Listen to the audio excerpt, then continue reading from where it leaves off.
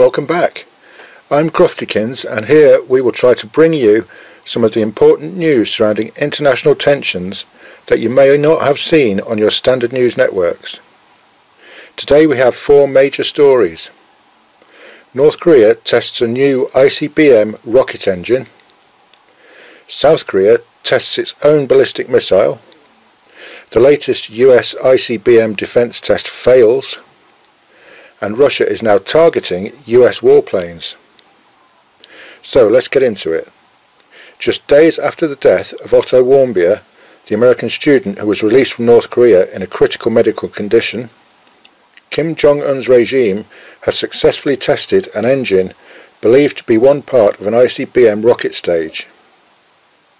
This has caused concern, particularly in the US, as it is an indication that despite sanctions and international pressure, North Korea is still actively pursuing its ICBM ballistic missile program.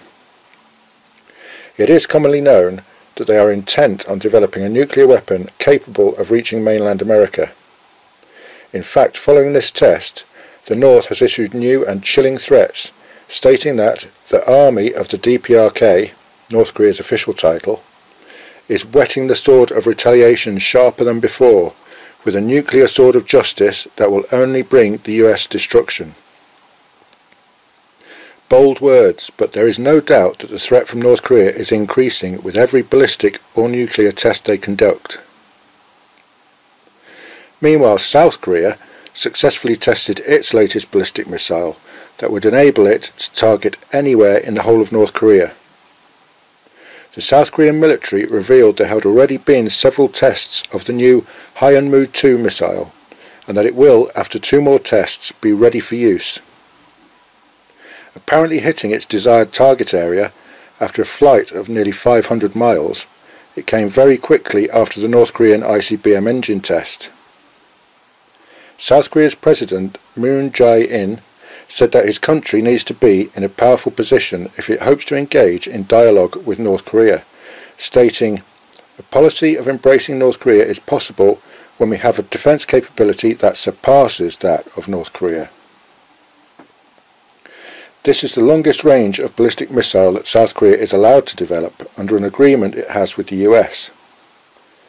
South Korea joined the MTCR, or Missile Technology Control Regime, and agreed guidelines in 2012 to ballistic missiles being limited to a range of 800 kilometers, or approximately 500 miles, and a maximum payload of 500 kilograms.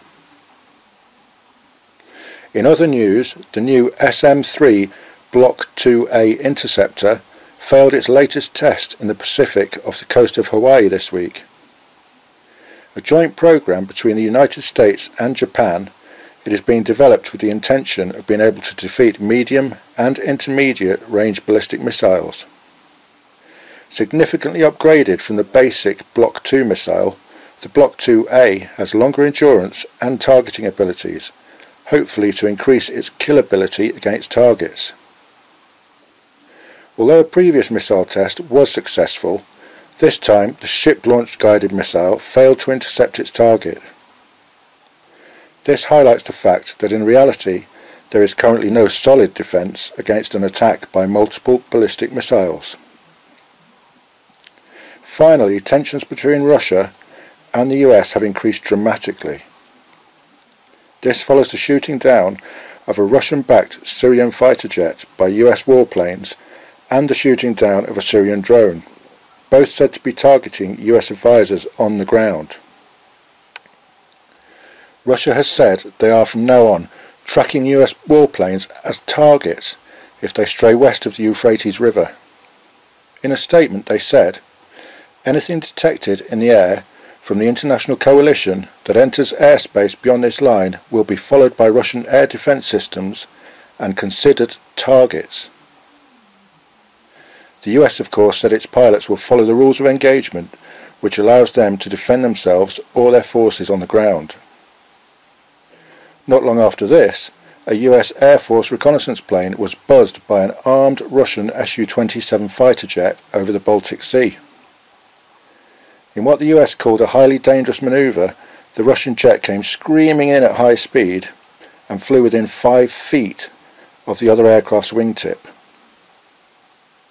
Russian pilots are renowned for flying in what many pilots see as a risky fashion, and have a reputation for intimidating tactics, not only buzzing aircraft but also US Navy warships.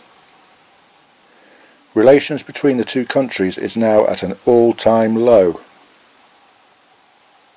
As things develop in this and other situations around the world's hotspots, we will try to keep you informed, so please hit that subscribe button for further updates.